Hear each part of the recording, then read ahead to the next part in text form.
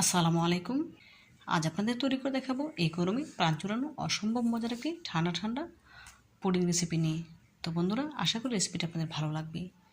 Skip না করে পুরো ভিডিও জুড়ে সাথে থেকে রেসিপিটি দেখে নেওয়ার অনুরোধ রইল। চলুন রেসিপিটি শুরু করা যাক। পুডিং তৈরি করার জন্য এখানে একটি মাঝারি সাইজের আনারসের আগে থেকে খোসা ছাড়িয়ে নিয়েছি। এখন আনারসটিকে ছোটো ছোটো টুকরো করে কেটে নিচ্ছি।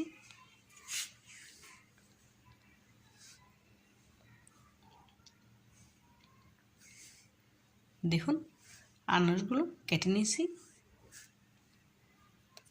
এখন সবগুলো আনারস আমি ছোটো সাইজের করে কেটে নিয়েছি, এতে করে ব্লেন্ডারে ব্লেন্ড করতে সুবিধা হবে। ব্লেন্ডার জারে আনারসগুলো তুলে নিয়েছি, দিয়ে দিলাম হাফ কাপ পানি ব্লেন্ড করে নেওয়ার জন্য। এখন ব্লেন্ডারের সাহায্যে ব্লেন্ড করে নেব। দেখুন, আনারসগুলো ব্লেন্ড করে নিয়েছি।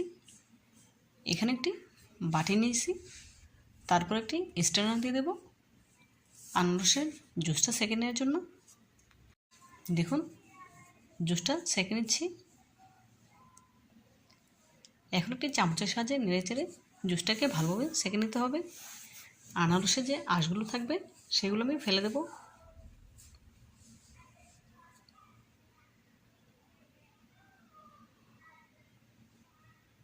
দেখুন, সেঁকে নেওয়ার পর অবশিষ্ট এইটুকু আঁশ রয়েছে, আমি এগুলো ফেলে দিচ্ছি।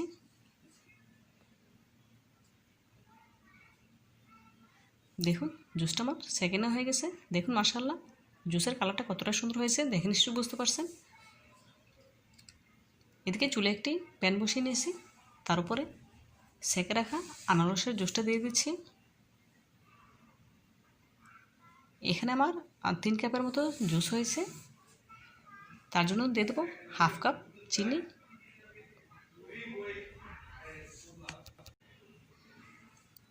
চিনিটা একটু নেড়ে চেড়ে গালিয়ে নেব। বন্ধুরা, চুলাটি কিন্তু আমি অন করিনি, চুলাটি অফ আছে।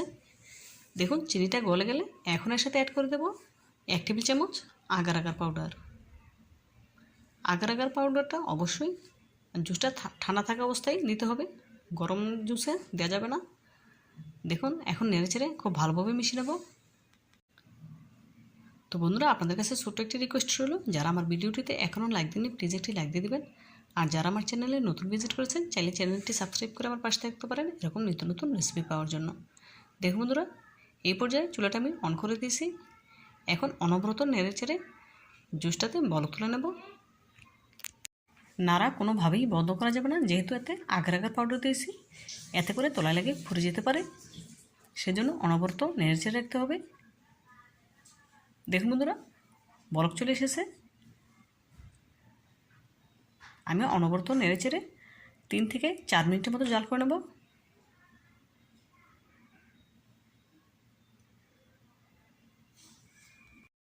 বন্ধুরা, এই পুডিংটা তৈরি করা কিন্তু একদম সহজ, খেতে খুবই সুস্বাদু। না খেলে আপনারা বুঝতে পারবেন না এই পুডিংটা খেতে কতটা সুস্বাদু হয়।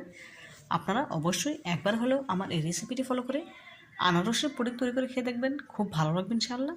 দেখুন বন্ধুরা, এই পর্যায়ে জুসটা আমার জাল করা হয়ে গেছে। এখন গরম অবস্থায় আমি যে পাত্রে পুডিংটা সেট করব সেই পাত্রে ঢেলে নেব। কোনোভাবেই ঠান্ডা অবস্থায় ঢালা যাবে না, এতে করে জমে যেতে পারে, সেজন্য গরম অবস্থায় ঢেলে নিতে হবে।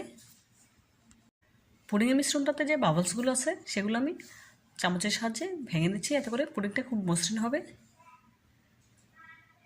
পুডিংটা ঠান্ডা হয়ে এলে আধ ঘন্টার জন্য নর্মাল ফ্রিজে রেখে দেব। দেখুন, আধ ঘন্টা পর ফিরে এলাম, পুডিংটা আমার পারফেক্টভাবে সেট হয়ে গেছে, দেখে নিশ্চয়ই বুঝতে পারছেন। এখন পুডিংটাকে মোল থেকে আলাদা করার জন্য একটি ছুরির সাহায্যে আলগা করে নিচ্ছি। এখন মোল্ড আউট করে নেব।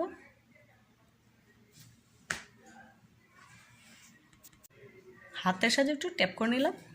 দেখুন, মাশাআল্লাহ, পুডিংটা আমার কতটা সুন্দর হয়েছে, কতটা মসৃণ হয়েছে দেখে নিশ্চয়ই বুঝতে পারছেন। বন্ধুরা, পুডিংটা তৈরি করা যতটা সহজ, খেতে তার থেকেও বেশি সুস্বাদু। আপনারা একবার হলেও আমার এই রেসিপিটি ফলো করে আনারসের পুডিং তৈরি করে খেয়ে দেখবেন, খুব ভালো লাগবে ইনশাআল্লাহ। দেখুন বন্ধুরা, আপনাদের এখন পুডিংটি কেটে দেখাচ্ছি কতটা মসৃণ হয়েছে।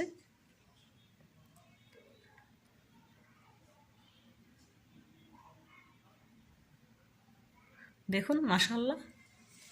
তো বন্ধুরা, আমার এই রেসিপিটি যদি আপনাদের একটু হলেও ভালো লেগে থাকে প্লিজ লাইক, কমেন্ট এবং শেয়ার করবেন, আর আমার চ্যানেলটি সাবস্ক্রাইব করতে একদম ভুলবেন না। আজকের মতো বিদায় নিচ্ছি, দেখা হবে নতুন কোনো রেসিপিতে। ভালো থাকবেন সবাই, আর আমার জন্য দোয়া করবেন। আল্লাহ হাফেজ।